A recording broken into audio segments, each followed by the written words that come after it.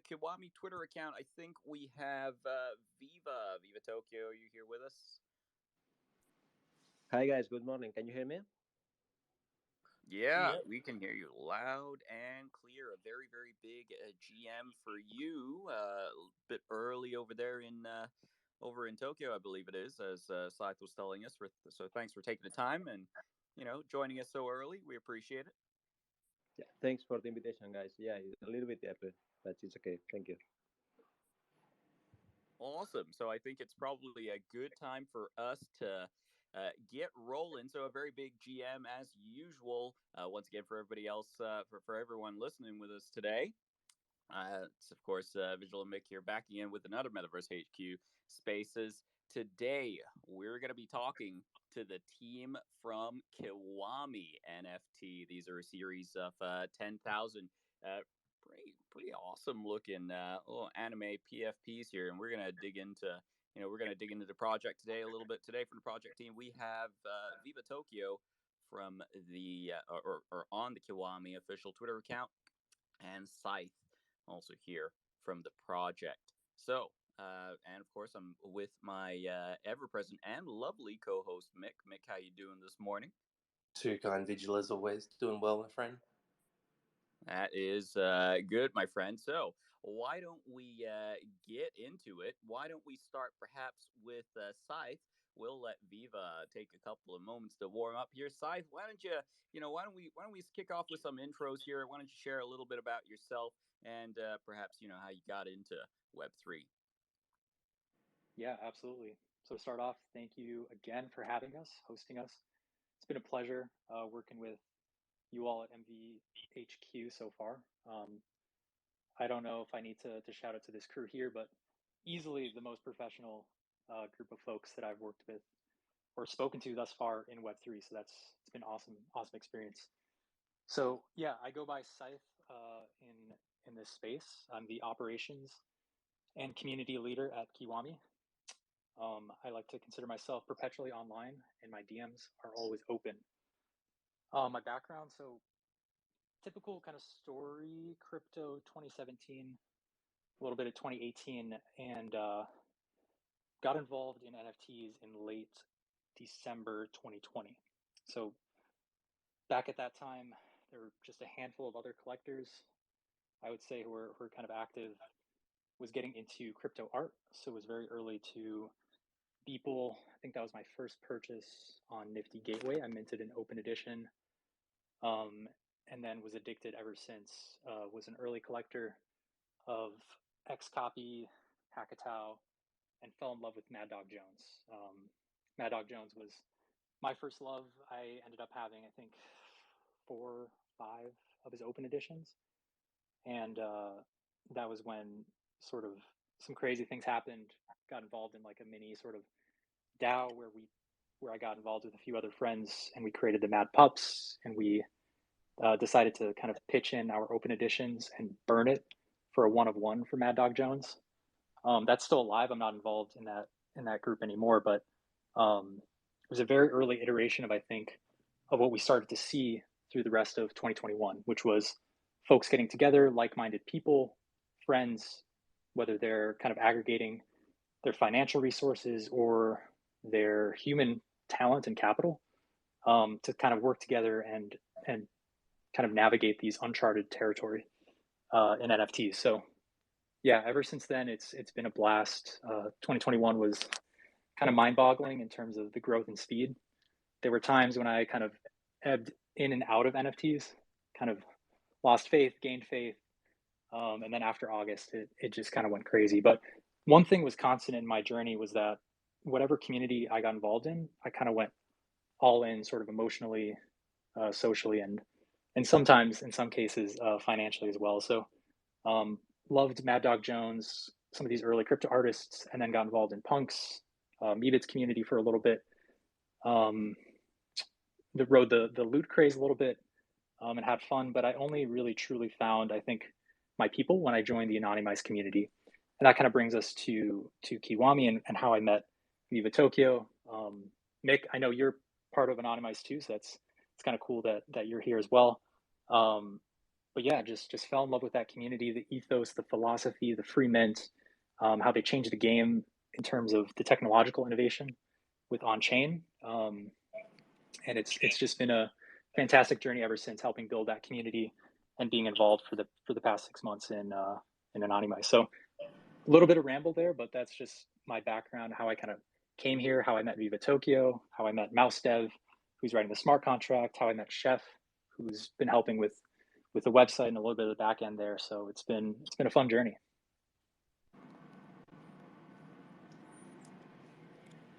Awesome. And over to you, Viva Tokyo. Hi guys. Yeah, good morning again, and thanks for the opportunity to talk about our project. So in my case, I started with crypto around 2017, and I then moved to I'm still holding a lot of crypto, but I moved to DeFi in 2020, 2021, and yeah, 2021. Like 1 year ago, I started with NFTs. Here in Japan are not so popular NFTs yet, but one collection is one of the collections that is popular is Hasmask. I started with Hasmask, and from there I moved to Sneaky Vampires. I moved to Oni Force. Yeah, I moved to several of these NFTs with anime, Japanese style background, like Oniforce or Kaiju or latterly Azuki, and of course, yeah, I also entered in the Anonymous community. Especially, I love the Anonymous community because it's a project. I mean, it's clearly a pioneer in the space in the technical side, and the fresh approach and the way they launch the community, everything. So I got involved with Anonymize in a lot of ways, talking with a lot of members in Discord, and it's there where I met with Scythe and Mouse Dev, the two Kiwami team members that based in the US. So that's basically my path, my history till now. I love it. I love to hear it. So how did this come about? So were you, so Scythe and Viva Tokyo, were you both, did you so you both met through the anonymized community? Is that right? By the way, I got big respect for the mice as well. Big love to the anonymized community. Absolutely. OGs in space. So you met in there. Talk me through how that happens, and sort of how you get from, I guess, meeting in a community, because I think a lot of people can empathize, especially a lot of people listening. We're all part of Web3. We all, engage in communities daily. How do you go from, meeting in a community to going, you know what, we're going to start a project together. We're going to start Kiwami. In my case, I don't know if any of the other anonymized members remembers it, but there was like a meeting, and they took a lot of photos, but I couldn't participate in that meeting, so I took some photos here in Japan, and I modified them with my anonymized head. And I sent the photos, and yeah, I think I sent one of the photos to Scythe. So maybe he can elaborate from there. But yeah, I think several of the anonymized members they saw that this movement is really international. A lot of people around the world look at these photos from Tokyo, look at these photos from Europe, Middle East. So it started from there. I don't know if Scythe would comment something about that.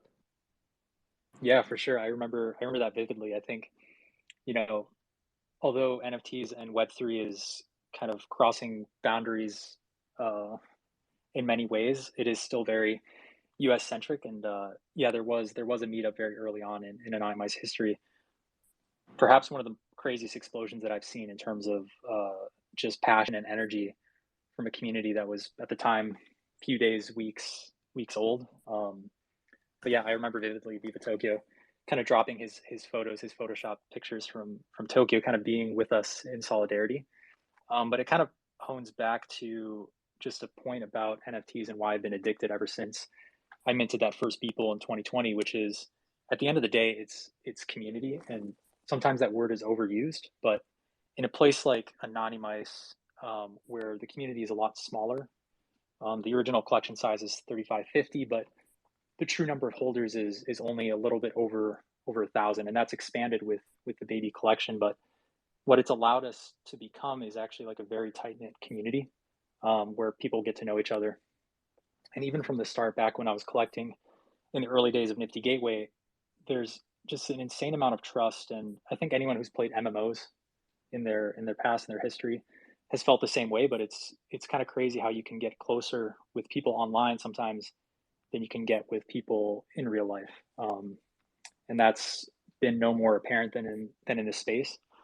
Even the little things like people doing trust trades just because they've gotten to know you over 2 months on Discord, which is always a risky thing, but it always kind of blows my mind that folks will be more trusting of an anon in Discord just because of how much time they spent talking together versus trusting someone with X amount of money in real life. And so, yeah, just built really strong relations. Been a mod in Anonymous for quite some time, and so I think I think Viva reached out in sort of confidence and was looking for someone to help lead the community, help lead communication efforts and some operations. And so when he reached out and he talked, at length with me about sort of the passion where, there's a lot of Japanese style art in the market right now, a lot of profile pic collections that are using anime style, using the kanji, but they're not authentically Japanese. And he's like, hey, I want to build a project born in Japan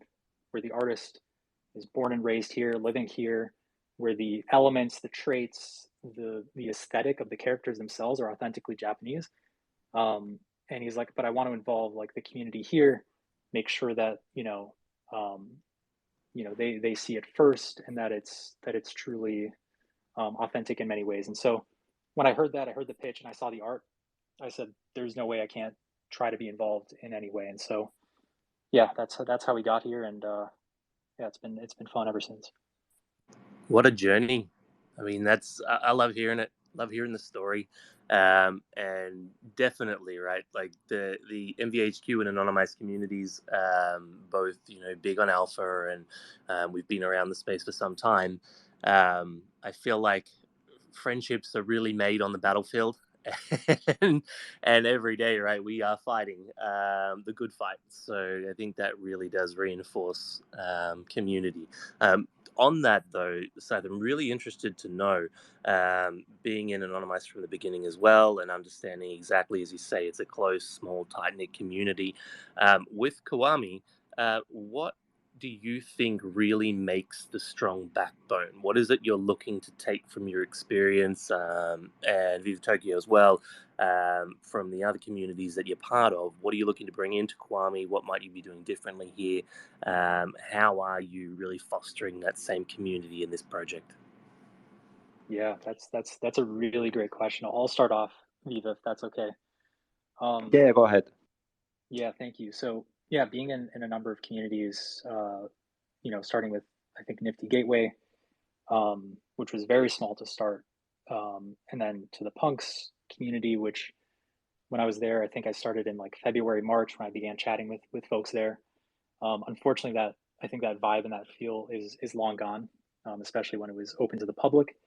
And then of course, like the past 6 months with Anonymous, seeing it from the early hype days to how it's even strong, and to my mind, in my mind, is still kind of mind blowing that even in the depths of quote unquote these short term bear markets in NFTs, even with arguably the floor price not being the best, there's rarely a minute in Mice Alpha where it's not active, and I think that's a powerful testament to community over anything else. And especially when I look at other discords during this, in some respects, bear market the past couple of weeks, they're dead in some cases. And so how do we build that sort of culture where it's not just about alpha, not just about the project itself, where people are building bonds, where they're getting to know each other, where they're sharing in real life, and not like doxing, but just sharing about themselves in a way that they're comfortable with. I think part of that is the top-down communication, um, and what I mean by that is being open and honest at all times about like where the founders are, where they're at, what they're working on. I think that's one of the key takeaways is that when there's no clear vision or mission from the people at the top, when they're not over communicating like what's going on or the direction or the path, that's where things start to break down. You see people jumping into side chats, forming like little minor cliques, like wondering what's going on, sort of panicking, and that kind of thing. And so one thing that I've definitely learned from the past 6 months or so is that you definitely need to over communicate and make sure that everyone is aware of like what's going on, what's being built, whether that's through like weekly updates, having regular continual Twitter spaces. That was one of the things that I pushed for at the start and connected folks in Anonymized to start my spaces, which has been led by Fonky and has been a great success. And so to summarize that, definitely community, and then a very clean and nice Discord experience. And so it might be, something that people overlook, they gloss over, but from the start, I made sure that Kiwami had a very clean, simple Discord. A lot of times when you hop in, you're getting pinged multiple times a day. You get bot spam. You get inundated from like 40 different channels, and it's just like people saying GM in each one of them. So when you hop into Kiwami, we have strong bot protection. You're not going to get spam DMs. All the little things, you can see on desktop all of the channels at once without needing to scroll down. There's no fluff. There's no BS.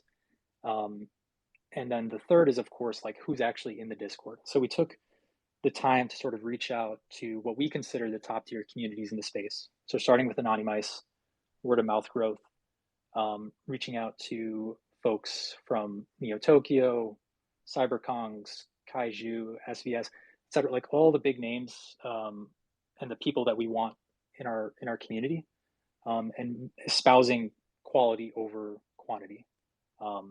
Can't count the number of times we've seen over the past few months where quantity driven marketing has been sort of the meta. You have projects with 100,000, 120,000 followers on Twitter, 80,000 people in the Discord, and you wonder like what percentage of those are actual real people who are actual real collectors, and typically the number is very small as a percentage of that. There's still some folks I think who are kind of falling for the hype, who they see 100,000 plus followers on Twitter and they're like, okay, this is automatically, going to be the next blue chip. And then the next day you realize that, large portion of those were just there to try and do a quick flip or something like that. I think, not to ramble too much, but one of the best examples is cyber brokers. I mean, if you looked at their Twitter before the project even launched, I think it was at 10,000 or even less than 10,000. But it's been arguably one of the most successful projects that have come out from a quality top tier OG artist in the space who's been building for quite some time. And so again, to reiterate, quality over quantity, doing some marketing to get the name out there, but not trying to build an artificial community pre-mint. But, trying to focus on all the little things and making sure that it's just like a clean experience. And when someone hops in to the metaverse, which I consider Discord right now, that they have a good experience. That is a very, very thorough answer. And, I definitely agree with you. Communication is absolutely key. The communities that we have in this space are always on. When they're awake, they're hooked in. And when there's, either something that's coming up or something that's fresh, they really want to be nursed and coaxed through those initial sort of first steps. So, I'm liking what I've seen in Kiwami there, and I do think that you're going to be very helpful in sort of starting that community off and getting it to a point that it's really strong. So, thanks for that answer, Scythe. That's great. Vigil, did you have a question? Well, while we're just chatting about the team and sort of before we start getting into really sort of the art and the roadmap, I have an interesting question for Viva. Yeah, we typically do a little bit of research prior, with every sort of project that we work with. And I notice that there's a site, right, vivatokyo.com, where you can apparently get, or you perhaps used to be able to get, sushi replicas with NFTs shipping worldwide from Tokyo. That wouldn't happen to have anything to do with you, would it? Yeah, it was one of my first experiments with NFTs, actually. Dude, I love it. That is so cool. Did you are you still this looks like might have been some time ago. Was this sort of how long ago was this experiment and how did it go? It's pretty interesting. Yeah, I started with NFTs, I said, like 1 year ago, and yeah, I thought uh, all these things about Japan were trending, and I saw there an opportunity. So I think maybe people are really interested. And at that time, I said before, I started with crypto in 2017, but then I moved to DeFi in 2020, and I was part of the Sushi Swap community also. So. Uh, um, if you take a look there, maybe you will see that we were using the old logo of Sushi Swap. So I contacted the Sushi Swap community. I explained about my project, and they say, yeah, it's really cool. Go ahead. So it was kind of an experiment in that sense. Dude, I love it. You both have you've got such interesting stories, in terms of your paths leading up to this project. I do love to hear it. Kiwami, another question for you. Sorry, Viva Tokyo. What are your thoughts on the current NFT space in Japan, and how do you feel? I guess adoption in Japan, of NFTs compares to the rest of the world. You have a uniquely local perspective, of course. What do you think? Yeah, NFTs in Japan. NFTs in Japan are not that popular actually. I mean, crypto is really popular in Japan.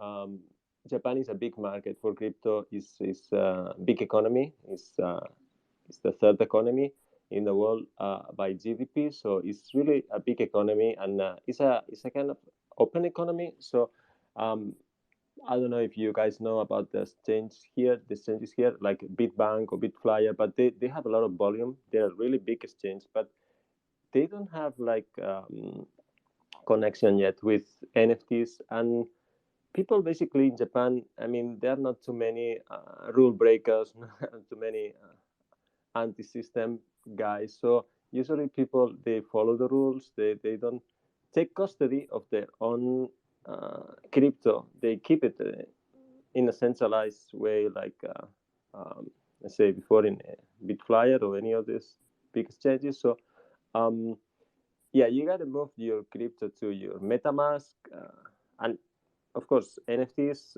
You gotta interact with OpenSea using MetaMask, and NFTs in case of anonymized, that's like DeFi also, and it's a little bit in the edge. So in one side, Japan is always in the edge in the technical side, but in the social revolution, I say that is part of the crypto movement, DeFi NFTs, is not that advanced. So I just hope the NFTs. I mean, Coinbase has Coinbase Japan. So I hope when they launch Coinbase NFTs, they are going to launch it also here in Japan, of course. And Japan is a big market. There's a lot of volume, as I said before. So I hope people are going to start it with this kind of known brands like Coinbase, moving into the NFT space. And I think, yeah, Japan is going to be for sure one of the main players in the NFT space. Like, is one of the main players in crypto. But it takes more time for Japan in that sense. Gotcha. Love to hear it. And look, thanks for sharing, Viva. Very very interesting and uniquely local perspective there. I have to say you don't get that too often. Scythe, as so you've been a Web3 native for a long time. You talked about sort of minting that first Beeple Open Edition.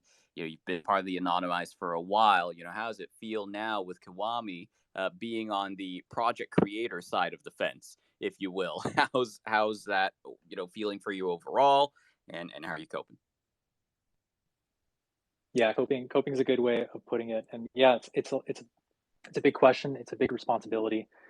And I don't take it lightly. I think, you know, after well over a year in the space, you've seen your fair share of, well, you've honestly seen it all at this point.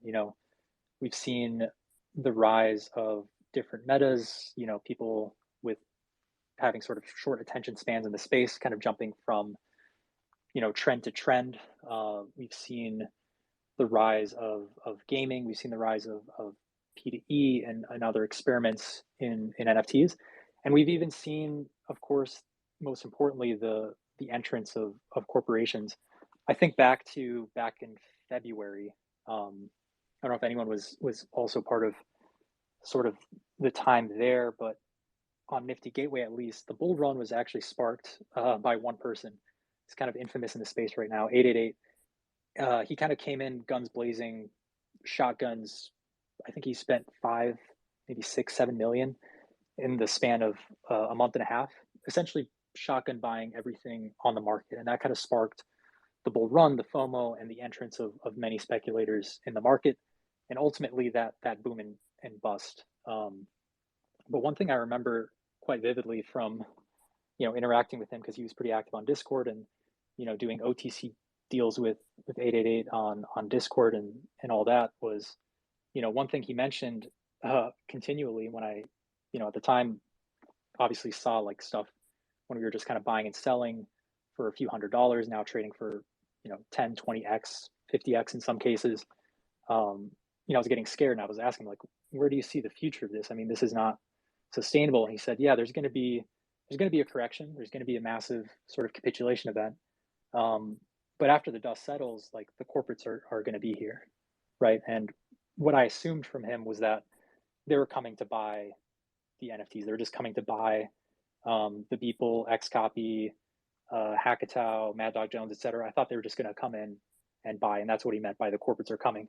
But rather, they've come in to create and take it to the next game. I mean, we've seen today probably one of the arguably craziest days in NFT history, which is the launch of Ape Token. You have big VC money now coming in, making plays. We saw it with CloneX, of course, the acquisition by Nike. And I'm deviating a little bit, but what I'm trying to get at is, the NFT landscape has changed.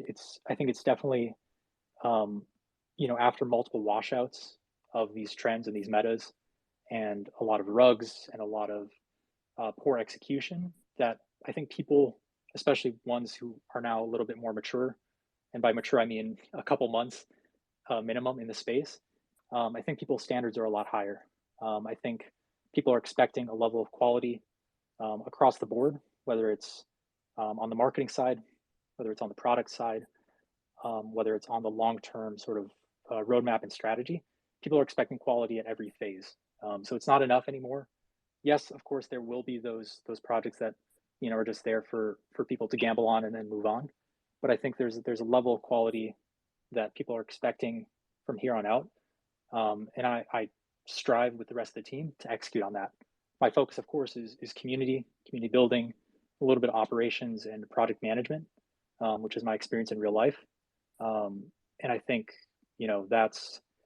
it's a big challenge, but I'm up for the task, and I feel like I have the experience and the Web3 sort of native kind of knowledge that's built up over time, and the scars that have kind of healed over time from experiencing so many different things to sort of bring that into this project and make sure it works well in the long run.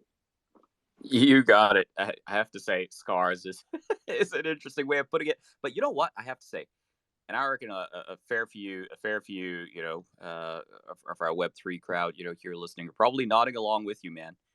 There's, I have to say, Scythe, I love your approach. I actually don't know why we haven't spoken before, but we definitely should a little more often, because I completely agree with you. The market has largely experienced, especially as you say, people have been in the space for a couple of months. There's been a bit of a flight to quality, right? People want to, well, after as you say, the scars of recent days, people absolutely want to be able to bet on you know accountable teams, right? Teams that communicate transparently, that have a clear vision, and that are, well, all round, I would say more likely to be, accountable to building, as you say, that you're trying to do, a community driven experience. So I love that, and that's absolutely awesome. Let's actually kick it into the art here, with Mick, perhaps, who I trust and rely on deeply when it comes to everything artistic. I'm not the best artistic guy myself. Mick, why don't you take it away, my man? Sure thing, Vigil. So, with the art of this collection, I'm really interested to know what sort of influences you drew on to build into this collection itself. What are some of the features of the art that you'd like to let everyone know about, get hyped about? What I've seen is really nice. I love the colors, I love the vibrancy, and the detail in these PFPs is great. But from an artist perspective, can you talk us through who created the art, where you derived sort of some of the backstory, and just talk us through that? That'd be great. Okay, yeah, I can take that one. Yeah, I'm the founder and also the creative director, so I can talk about uh, why Kiwami has this style. And as I commented before, I got into Onifors and Sevens and Deride Azuki. So Kaiju you can include in that group too. All these projects are using like Japanese anime art style. But actually, their teams are not based in Japan. I mean, they use like katakana. There are three ways of writing in Japanese. You have kanji, hiragana, and katakana, and a lot of them they use the kanji, but and the kanji you can see it in Chinese or in Japanese, but katakana is especially is really original from Japan, and you can see that they use that katakana. And so I thought, and and connecting with the thing I was talking before about my experiment with Sushi Swap and the NFTs, and there is a huge trend with this kind of style projects, um, and I saw opportunity there. I mean, there is I don't know if there is a Japanese based team behind any of these projects, but I don't. I know Murakami is a Japanese artist, but I think Clone X is not based in Japan, and the team is based in US. Maybe I don't know. Someone can comment about that. So anyway, I saw an opportunity there, so I assembled a team here in Japan. So we can in our vision, yeah, we can really in a genuine way we can show the Japanese anime urban trends. I mean, we live here in Tokyo. We move around the emblematic neighborhoods around here, like Shibuya, Shinjuku, Atisu, Harajuku. We see the trends. I mean, Tokyo is a really fashionista city, so we see the trends, we see the style. Also, our influence, of course. We have this anime artistic style. It's a mature style. Is different from other collections. I think even the name Kiwami means extreme. So probably a lot of people know about Yakuza Kiwami. Is really famous game from the Yakuza series. It's a mature game. So yeah, our collection is anime artistic style with mature style, uh, like urban trends, cybernetics, near future cybernetics. It's a little bit different from the from other collections I see. Like with they had this fantasy, magic, mythological mix. Of course, we have also this kind of Japanese traditional elements. But I think our aesthetics are a little bit different and influences. I mean, I was talking about the urban trends, but of course, influences like movies, like I don't know if you know Red Line or Akira, or cities like JoJo or Kokaku Kidotai, is like Ghost in the Shell, video games like say Yakuza, Kiwami. But you have like Garou, Mark of the Wolves from the SNK. Like Dyna is a Chinese company, but they used to be one of the main Japanese video games companies. They produce also the King of Fighters. So yeah, I think these are our main influence in the collection. And our style is basically based on those elements. Thank you for sharing. And the vibe I'm getting here is one of authenticity, right? So drawing from your cultural background and bringing that into this collection and really producing something that speaks to the soul. And I do like that you are going in a different direction, going with sort of the gang warfare, something a bit more street, and deviating a little bit from the spiritual side, only because as Saif was talking to earlier, we do get that washout a little bit with collections. So I do like the art here, but can we hone in a little bit on that point? So we have seen an uptick in the NFT space around sort of anime themed projects recently, and with buyers looking for authenticity with that sort of flight to quality. How are you going to differentiate yourselves from other anime projects beyond just that change in art style? What in the roadmap, what in your goals, what in the brand can you reference and talk about as to why Kiwami is going to be the cream that rises? What's going to make this project stand out?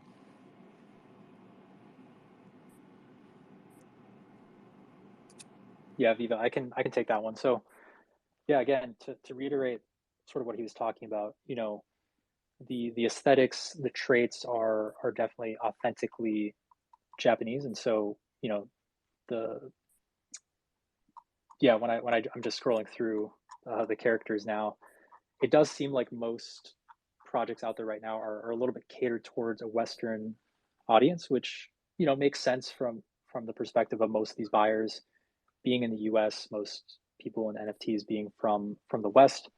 But when it comes to sort of differentiation long term, um, we've seen, as I mentioned before, with both of our histories and experience in the space, the full gamut of failures and successes. We've seen projects take good examples. I don't like to name names, but Loot, which took the very uh, far end of the spectrum of decentralization.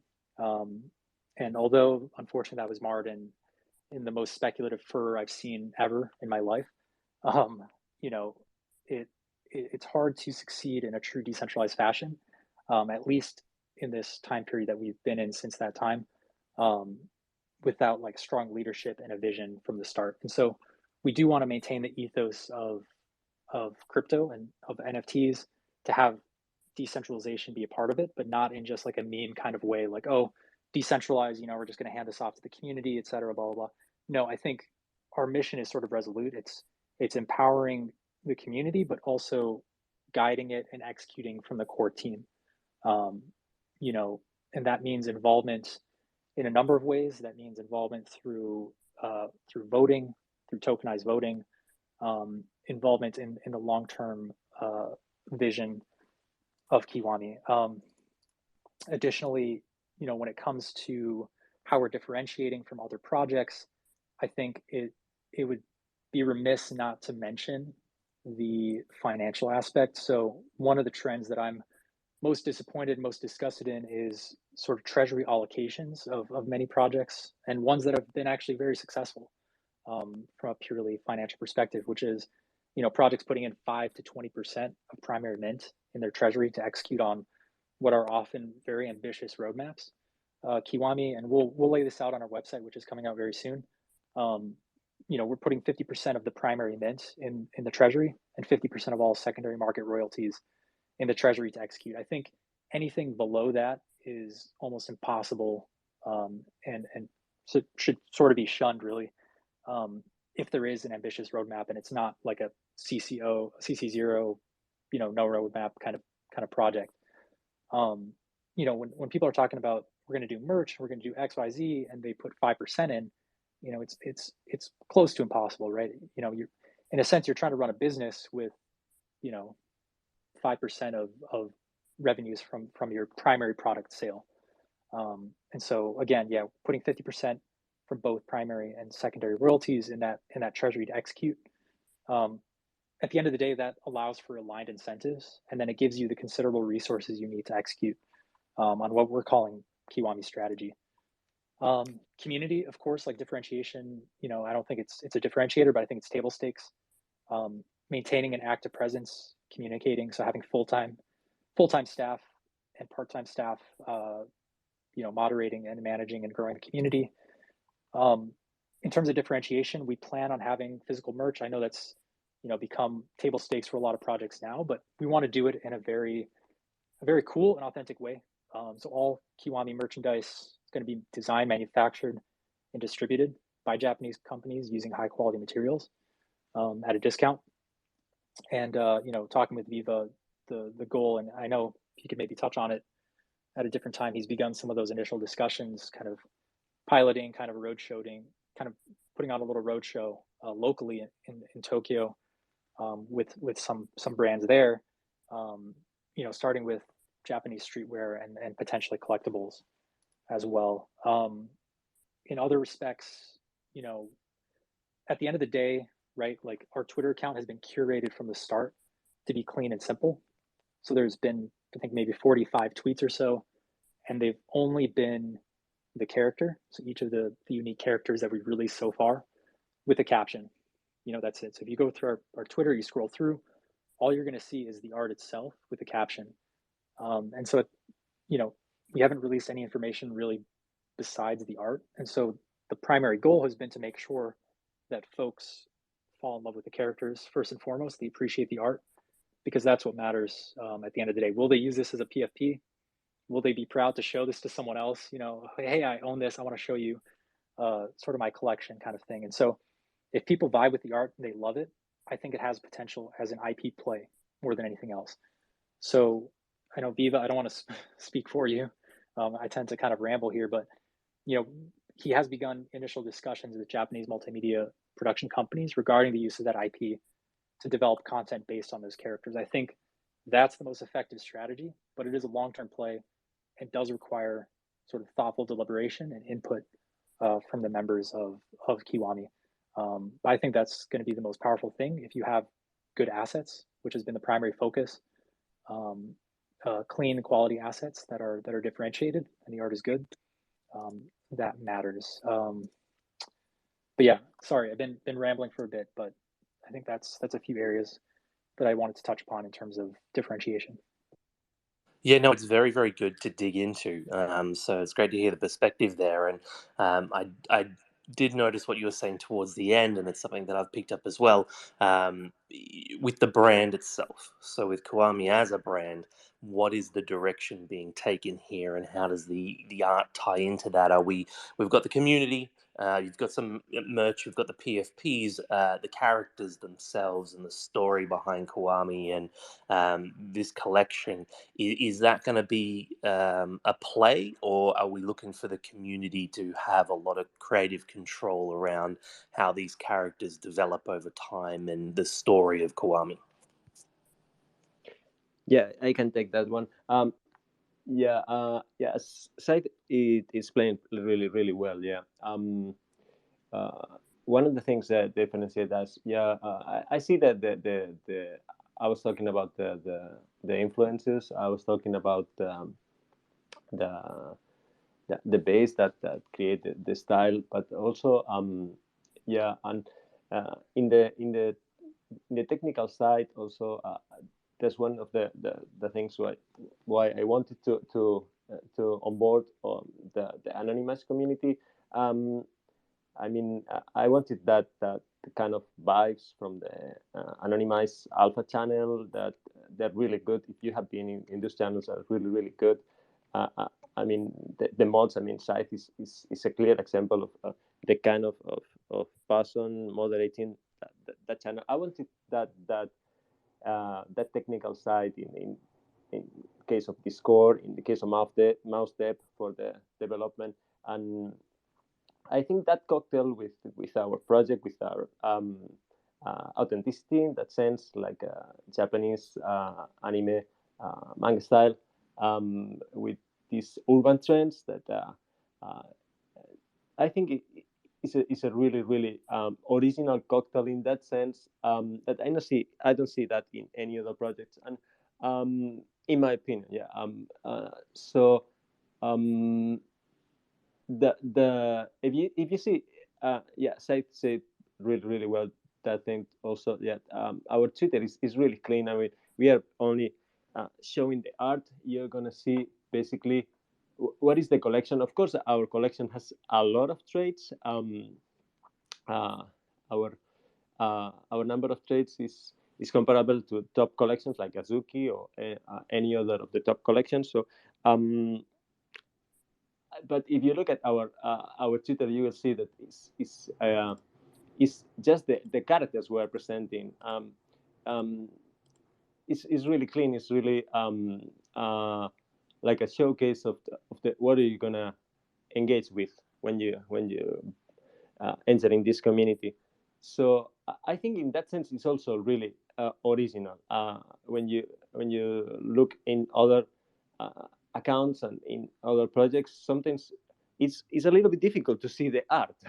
So I think in that sense, it's also it's a good thing. It's a good thing, and I hope all the projects do the same, because sometimes I look for the art and I have to move through a lot of posts to see the art. So with Kiwami, I think is something that you see the first thing you see in Twitter is that.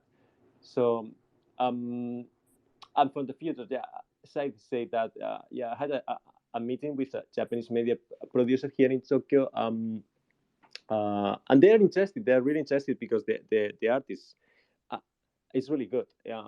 So they they really want to get involved in some way.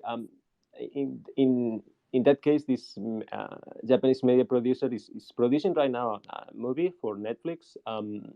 It's a kind of crypto documentary movie for Netflix, and but he's really interested and he's into the crypto movement because he's producing this movie. Um, but yeah, it's a little bit difficult to combine this Web3 business style, this decentralized community driven project we want to create with a corporative environment. But I think we will find a way. We will find a way. Um, Also, in the case of the merch, yeah, I, I've been talking with merch designer, kind of fashion designer here in Tokyo, and they're also interested in collaborations with um, like really top quality design products like bags and yeah, of course, hoodies and a lot of jackets and a lot of type of clothes. And they're really interested in our style, in our brand. And of course, yeah, I mean, I don't see Kiwami as a like a corporative brand. I see it more like an artistic movement. But of course, in this path, we are gonna create a lot of brands. You can see, for example, our last character is this girl. We have here this cybernetics Kiwami cybernetics brand. In another characters, we have like um, Kiwami Stream Malt beer brand. We have clothes brands. We have sports brands. in our characters, you can see that we can create a lot of brands in that sense, and I think we will find a way to combine this corporate style of business with our decentralized community driven project, and I think is where is the potential of NFTs. So that's my take on that. No, that was so good, Viva, and thanks a lot for that. And for anyone who's just tuning in, of course, that's Viva Tokyo, one of the founders of, or the founder, I should say, of the Kiwami project. You're on the Kiwami Twitter account. So this is pretty interesting then, because when we did our research, and of course, your site isn't currently up at the moment, and your Discord's a little light on detail outside of your regular FAQs and mintless info. Of course, I understand that that's I think to point at, to some of your earlier points, intentional, right? You talk about providing a streamlined user experience, which is great, but we're beginning to see something pretty interesting take shape here, and I feel like the people listening in on this AMA may be getting a bit of an alpha drop. So what I've heard so far is we've heard that you're going to have 50% of your mint funds, your primary mint and secondary royalties, going into a treasury for the project. We've heard that you're currently talking to already a Japanese multimedia studio. This is an authentic project based out of Japan, right? With of course, as you say, Viva, Japanese designers. You're speaking with fashion designers, and you want to bridge, I suppose, Web 2 and Web 3 with your brand. This is awesome. When do you think I suppose your community and sort of, I suppose, the broader audience will be able to see some of this detail, because currently it's it's not available right now, right? I feel like us having this conversation is probably the first time a lot of people, potentially, especially if they're in your community as well, are hearing about it. When do you think we can expect a little more information, I suppose, around the vision of Kiwami as a whole? Yeah, absolutely. Yeah, so definitely a little bit, I would say, of an alpha leak. But again, we've been definitely trying to curate, first and foremost, people appreciating the art, coming here for one purpose, because they liked it, not because we already used some fancy words and we drew them in a different fashion. But by curating that community first, they like the art. Okay, cool. Now let's release more information. Let's release our strategy. And if they like it, that's great. If not, that's the way it is. But I think we're doing it the right way, in that respect. But in terms of when folks can expect it, the next couple of days. Like the art, the focus has been on ensuring the assets are high quality. Sometimes there are deviations, sometimes there are errors. So we've been, kind of heads down, focused on kind of making sure every tiny little detail in the characters and the art is on point, before we make any announcements, before we have to, have any unforeseen circumstances we have to delay, which is something I hate and I think a lot of people hate. So we've definitely been light on any details for that purpose, just making sure everything is good to go. Likewise with the website. Once we feel very confident that it's good to go and we feel comfortable announcing the date, we'll do so. But definitely the next couple of days, it's pretty much there, just fine tuning things. Yeah, I think that is about it. So yeah, folks can definitely expect in the next couple of days a nice little announcement. Very, very nice. So if you're hanging out in the Kiwami Discord server, now a couple of days potentially. But you know what, Sai? I just want to say, thank you very much for sharing that information. And I have to say, I greatly respect the approach, Viva and Scythe, both of you, and of course your broader project team has taken around authenticity. I keep hearing it over and over again. As the two of you talk, authenticity, authenticity, authenticity. I love it. I love it. We need more of it in the space. And, I love that that's a core focus of the project Kiwami. Actually, maybe this one's for you, Viva. What does, now I know you mentioned the link to the video game Yakuza Kiwami, but what exactly does Kiwami mean? What's the, I suppose, what does it mean? And, is there any sort of deeper meaning as it pertains to the project? Yeah, as I said before, Kiwami means extreme in Japanese. So yeah, in the case of Yakuza Kiwami, is I assume is because they consider that I think it's a remaster of the game, so they consider like the extreme version of the game, the best version. So in that sense, is I see the same for us. I mean, talking about our elements in the collection, you can see our collection is very original in some elements, and I see in that line of uh, the border, and you can see our last character beyond boundaries. I mean, we are going a little bit further in that sense, and you can see in our characters. I mean, they are very original. We don't. I mean, we are Japanese. I consider that thing a strange thing. We are a Japanese based theme collection, and we don't use katanas, so that's very strange. Um, uh, so, I mean, it's part of this thing with crypto. I consider NFTs an extension of DeFi, crypto, and we are moving in that line of, I said before, anti-sistema, and it's a little bit like you can see some of our characters that have these anarchy badges, and um, I say it's a mature collection. It's not like a Pokemon style. It's more like in the line of or I said before, like series like Yojo or Kakagui Dai, like Ghost in the Shell, or yeah. So in that sense, it's like streaming in the inside the reality, but this kind of extreme reality, talking more about cybernetics in near future, something. Um, Here in Japan, I mean, there are a lot of trends with exoskeletons.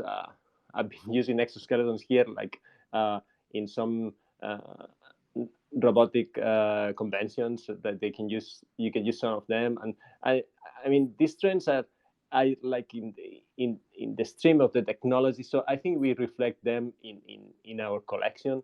In that sense, in the area of cybernetics, in the area I said before, the crypto, um, you can see this rebel and anti-system style, and uh, I think Kiwami, it represents a lot of these elements, and I said before in the edge, so that's what the stream and Kiwami.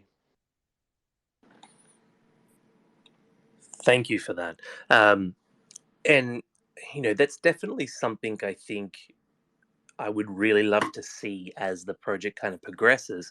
When we talk about the art and the story, um, this whole cultural element from Japan, your Western audiences, there's a lot of romanticism with Japanese culture, and rightfully so. It's an incredible place, incredible people, incredible history.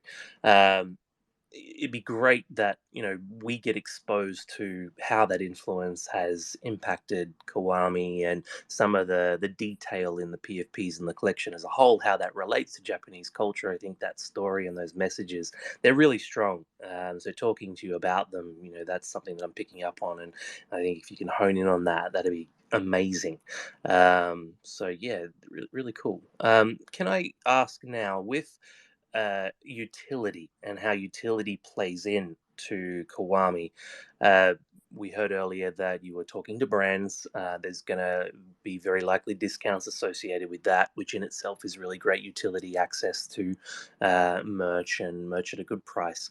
What other thoughts do you have around either short-term, long-term utility, and how and what's going to make people want to hold these outside of the art itself?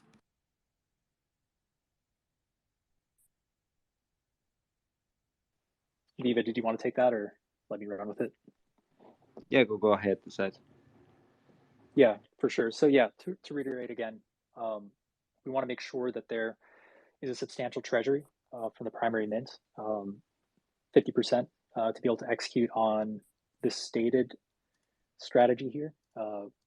Again, we view this as a branding IP play, but we're not taking off the table what folks like to call utility in the space today, And I'm very cautious with that term because I understand and from experience have seen the ramifications of attaching utility in the sense of a token or through the addition of more NFTs and what that does to a project. I think that any sort of path along that realm of a future of a collection is a little bit dangerous. You have to be very careful in how you approach it. One of the problems, and I think a member of the anonymized community put it very, very eloquently, Lionheart on Twitter. Actually, I think he made a decently long thread about it, but he talked about the idea of utility being attached to a lot of collections now, really diluting the collection itself, diluting value for holders when you introduce new supply. If it's not managed carefully, that creates a problem. When you attach a token, the PFP or the NFT ultimately becomes a derivative of that token's price, and it becomes dangerous. So we're not leaving it off the table, but in any manner in which we go down that side of the path, I think we'd be very careful and would get the community's input into it. I think there's some unique ways to add value, and I think the right way to approach utility is in a non-dilutive way. And what that means is that you introduce, a manner of interacting with your NFT in a way that's non-dilutive, whether that's through customizability, through evolution, through those kinds of things. That's how I view utility in the way that a lot of folks are using it today. But again, we want to make sure from the start that this is a branding IP play with people loving the art first and foremost. But again, to Viva's point, and not a very corporative kind of structure. And then with substantial treasury putting 50% in, that allows the community to feel confident in the ability to allocate resources where they view it going in the best way. Again, we know there's always trends of the month, there's always flavors of the month, and people want to jump on it or make short-term decisions for short-term goals. But I think that's not the right approach. So any sort of quote unquote utility would be taken really carefully. Again, utility is a semantic term that people have their own reservations and attachments to, and people sort of view utility in different ways. But yeah, just want to reiterate, I think the way we're viewing this is that the Kiwami IP itself is the most valuable component to this long term. Also, and I do sorry guys, let me comment on that also, if you don't mind. Yeah, of course, I see the I say before, Kiwami more like an artistic movement. So our idea is in that sense to bootstrap the project and then move to a decentralized community-driven project. So the thing with utility related to another token, like in the case of, for example, I was talking before that I started with NFTs with Hasmask. Hasmask started with a token. They have a token like name changing token, I think, or name change token. And also I commented about Anonymize, of course, Kaiju, and they have tokens. So, and there are successful projects. So of course we are not ruling out the token side, the utility, and we are thinking about these things. For example, one of our contests we have live in Discord is naming the characters.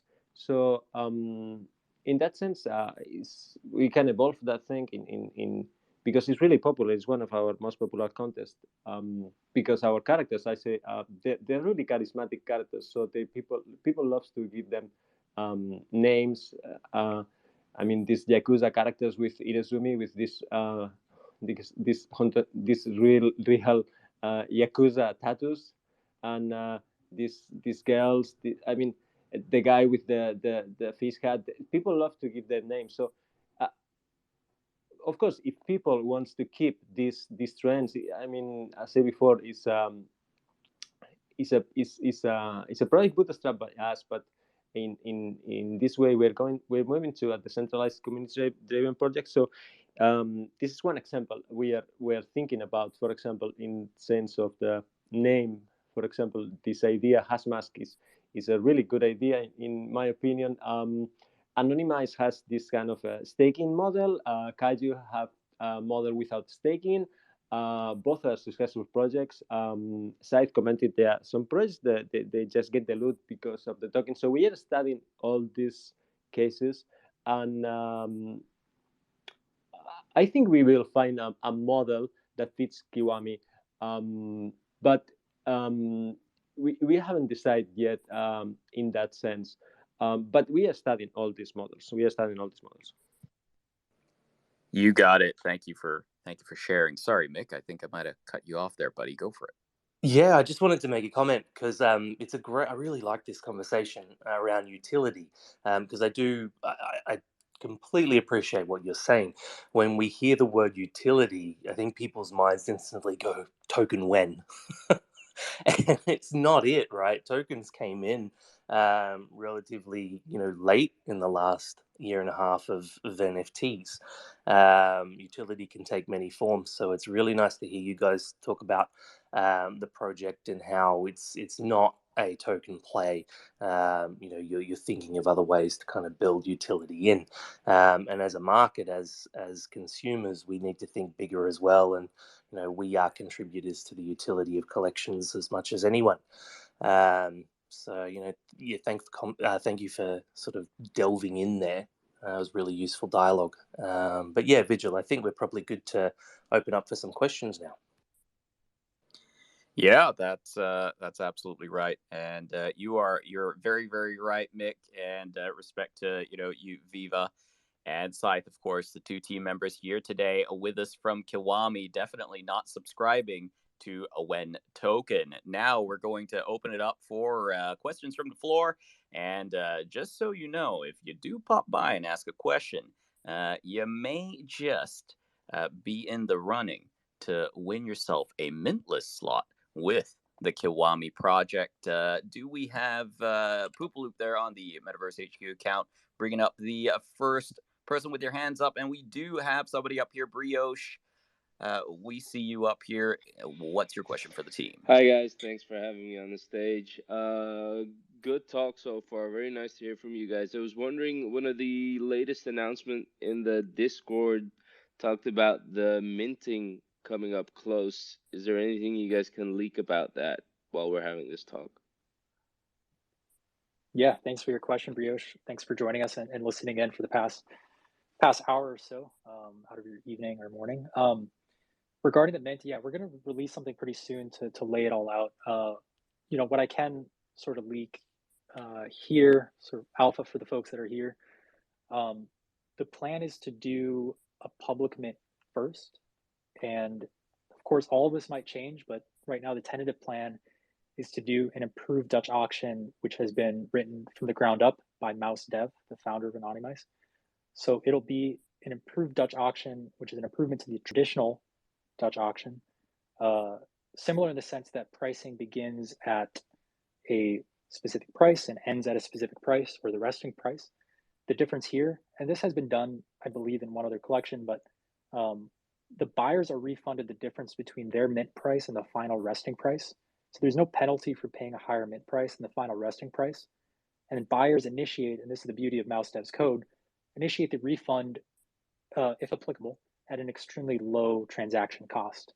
And we're using timestamp-based price modifications, so buyers pay at the mint price at transaction confirmation versus mint price at the time of initiating a transaction. Why are we going with this model? I think that this is actually the most fair and accurate method of doing a mint. First of all, it's public first. So you have the market setting the price. If someone bid higher early on, but it mints out at a lower price, they only pay that lowest price. So everyone pays the same. And then from there, the mint list or the whitelist folks will mint after public with a guaranteed spot, and they'll pay the same price as everyone else. So to flip on the traditional DA where people are paying wildly different prices, where you kind of get screwed, honestly, if you bid earlier or you bid higher. In this method, we're really letting the market dictate the price, and everyone pays the same, and it truly shows market value by having public first versus what I see as sort of kind of playing around with the economy when you have mint list first, which are limited, and it kind of skews the supply and demand a little bit.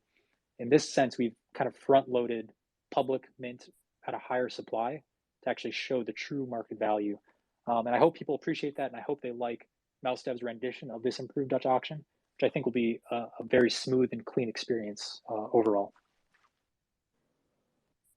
That sounds incredibly unique, and of course, big respect to MouseDev as well, one of the OGs. And thank you for your question, Brioche. Do we have anybody else today who would like to ask the team a question? Do we have anybody? Any hands up there?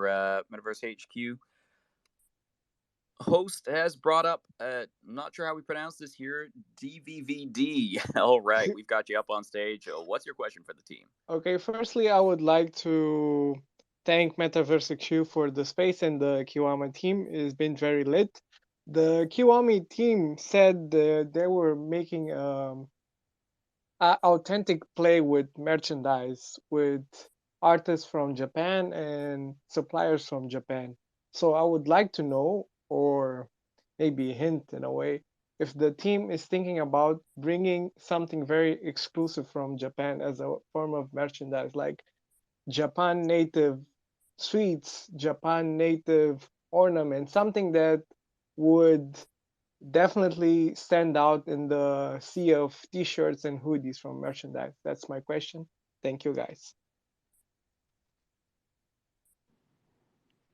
Yeah, thanks for the question. Yeah, I talked before. I was talking with I was in contact with merch designers and fashion, especially with a girl, with a woman as a fashion designer. She used to be an also movie producer. That's why I met her. I met her in the same meeting with I had with the Japanese media producer.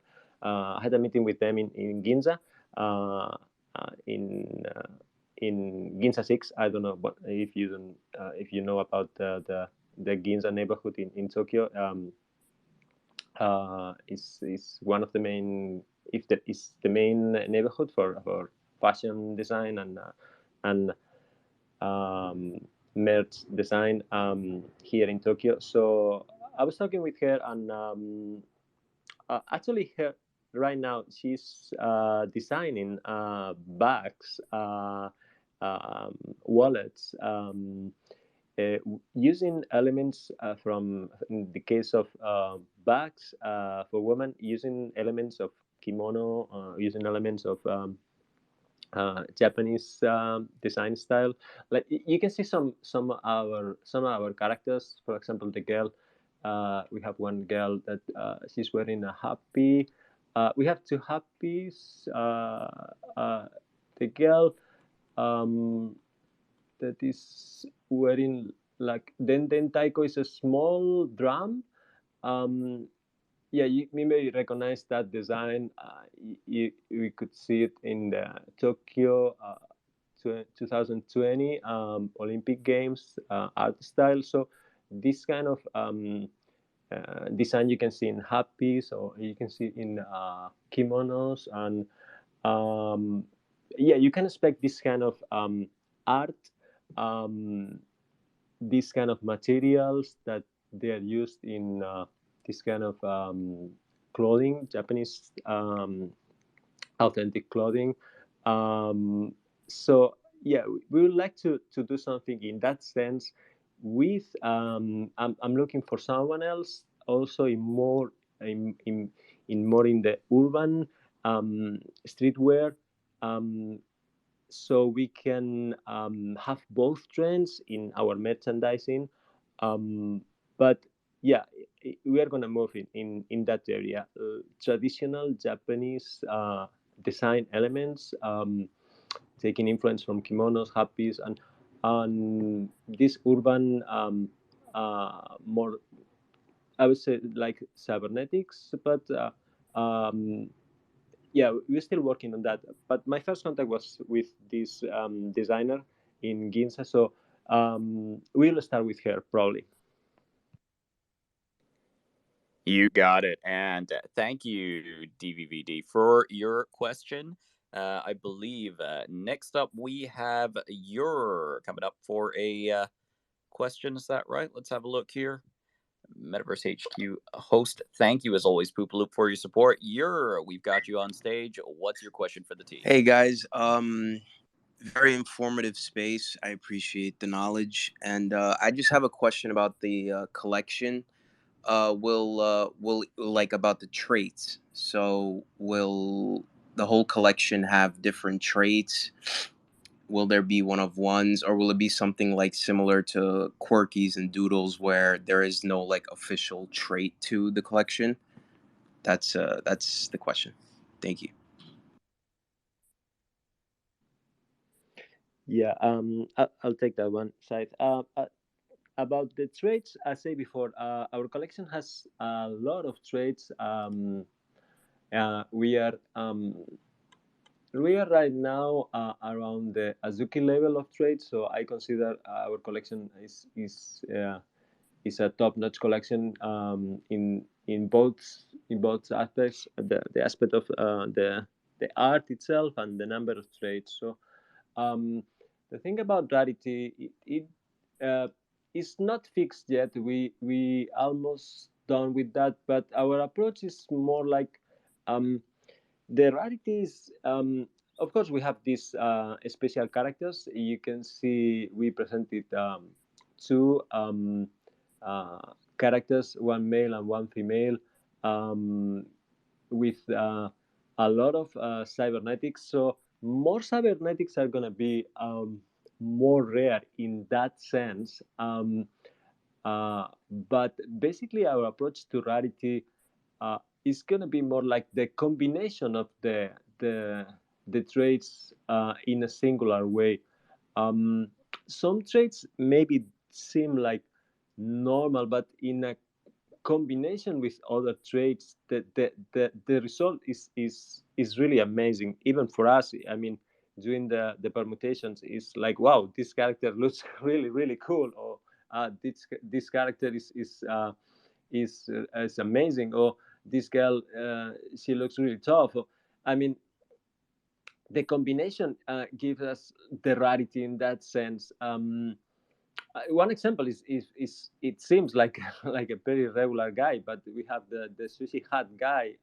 He's wearing a sushi hat, and he's drinking our Kiwami stream malt. And uh, I mean, with this guy, I mean, everyone loves the sushi guy. I mean, for me, it's one of the most rare characters in the collection right now, because the combination with the Irezumi, the original Yakuza uh, tattoo, the beard, the sushi hat, the uh, the clothes. I mean, the combination. It looks like a guy from Taiwan, or from Okinawa. I would say like a guy from Taiwan or from Singapore living in Japan with a tattoo. I mean, it gives a special rarity and charisma to the characters. So I think, of course, we are gonna have strange characters. You haven't seen anything at all in this. We are going to present around 24 characters in total. You're going to see really cool characters when we deploy the collection, and a lot of surprises. Um, but I love the simple ones. I mean, they are really cool. Some of them, the combination, and they're going to be rare because they are going to be just that unique combination. So expect our approach to rarity a little bit different from other collections. If I can build off that and reiterate a little bit, well, first, Viva, I wish we could pin the sushi hat guy, because I love, like, the sushi hat character is by far my favorite. I think everyone's favorite. I think it got over 4,000 likes on Twitter. Just an insane amount of love for the sushi hat guy. His aesthetic is perfect in my opinion. But I think what we're trying to get at to the average NFT buyer who might, look at it in a very simplistic way. I think the goal is to have like a beautiful collection through and through. I think what we've seen in our experience and what really hurts a collection is when you have a few of them that look really good, and then you just have you know, and I hate to say, just the floor decimated with characters that people don't want. So the goal and what Viva and Neil, the design coordinator, and of course the artist, have been focusing on is cleaning up those characters, cleaning up all the traits, and making sure that the whole collection is beautiful. But to answer, yeah, to the question, like there's not going to be like pure one of ones. There's going to be more rare characters, more cybernetic traits that increase the rarity and make them more desirable. But I think the unique twist and what Viva hit on is like, even though it might not be the most rare, the most clean character or the most aesthetic one might be valued higher, which I think, in my opinion, is a lot more fun. Kind of like when I look at punks, you know, some of the most clean punks are not the most rare, but they go for higher values, and I think that'll be a fun experience for people to wade through, and maybe hurt the ones who are just sitting on NFT nerds trying to snipe rarities, and then they'll wake up and find out that the clean characters maybe are a little bit more valuable. So we'll see NFT nerd snipers how that goes. I love it. I love it. And I just want to say, you know, I too am an NFT nerd sniper myself, but I'll be making sure if we're, you know, if I'm going in on Kiwami, I'm not going to be on NFT nerds. You got, you got it. One more round here asking for any questions. Of course, if you do come up here and ask the team a question, you do score yourself a mintless to the Kiwami project. Again, we've got Viva Tokyo up here uh, running the Kiwami Twitter account, and of course, Scythe from the team as well. We'll give it another couple of seconds here for any last questions. If you do have a question, put your hand up, and the Metaverse HQ account run by the very, very lovely Poopaloop will bring you up here. Looks like we do have a question from Ryuko. Ryuko, welcome to the stage. What's your question for the team?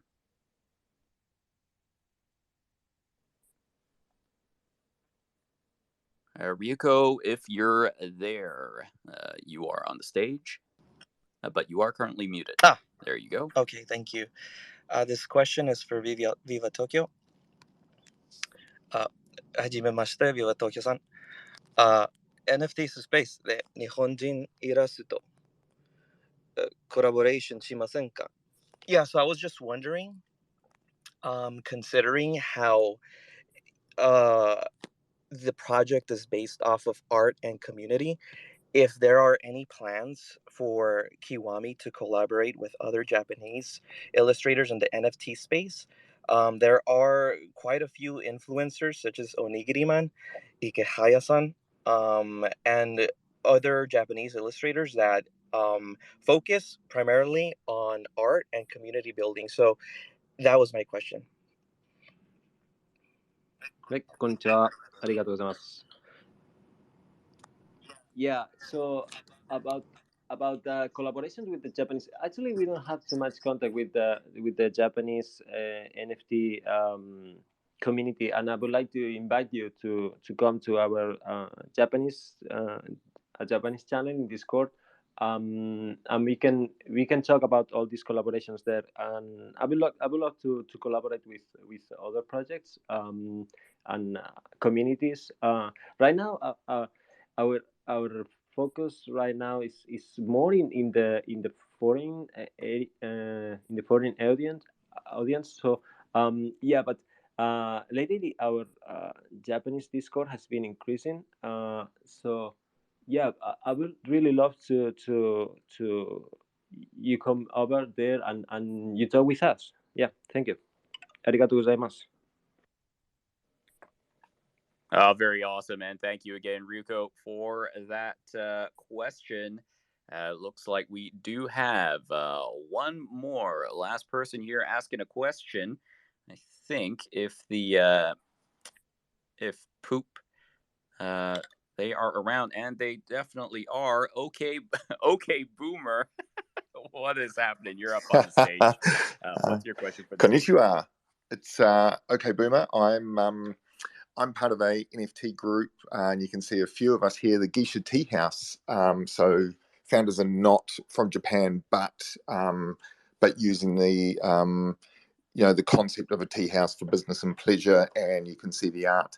My question is, I'll in the Discord, and a few of us have just posted in our Discord to come and have a look. So my question will be, I think your art's great.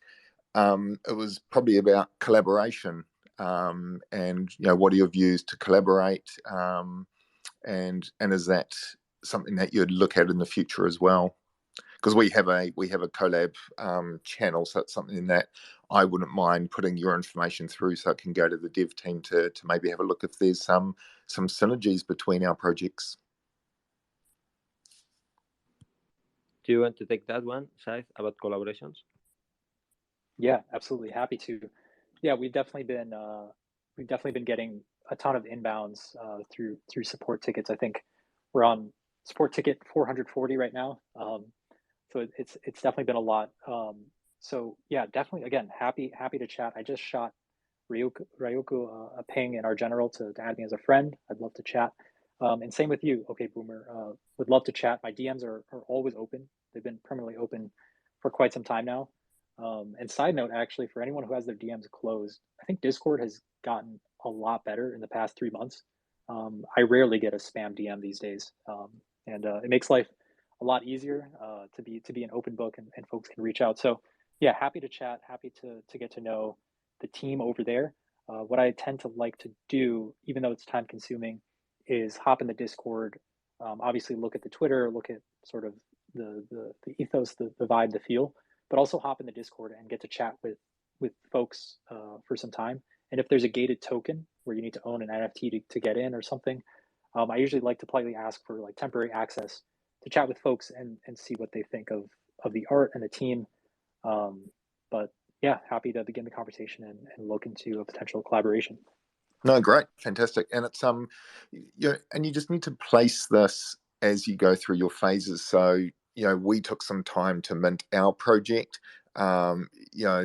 So just be patient and have it all at the right place, as opposed to just spamming out and joining with everyone. I think you need to be selective and making sure that there's some great synergies and alignment. But the community, I've enjoyed that you've talked about the community and that focus, because that's something that we talk a lot about in ours as well. So good luck. And yes, I'm in the Discord. There's a few of us here, and we'll chat in there. Thanks for having me on the space. Sounds good. Talk soon. All right. Okay, Boomer. Thank you very much. And that was the final question we're going to be taking for today. Brioche, DVVD, Ryuko, and okay, Boomer. Thanks a lot for coming up and posing those questions to the team. You have all scored yourselves a mintless slot to the Kiwami project. Make sure you DM the Metaverse HQ Twitter account, your Discord username, and your wallet address. And our lovely Metaverse HQ team will make sure that you're all taken care of. Scythe and, of course, Viva Tokyo, founders of the Kiwami NFT project. Thank you so much for being with us on here today. We really, really appreciate you taking the time, especially you, Viva Tokyo, coming to us all the way from Tokyo. No doubt a bit of an early start for you. Did either of you, or both of you perhaps, have any closing thoughts? Yeah, guys, thank you so much. Arigato gozaimasu for the opportunity. And I say before, come over to our Discord. Our DMs are open. Anything you want to ask us, Scythe or me directly, we are there in the Discord, and with the person I was talking before. So please come over, talk with me, talk with Scythe. Any doubt, anything, just we are open to discuss all these things, and you will see our community, our vibes, and our style is really open. Is really inclusive. And about that, just keep in touch, and you're gonna like you're gonna see. Yeah, likewise. Definitely appreciate the opportunity here to speak. This is actually a lot of fun.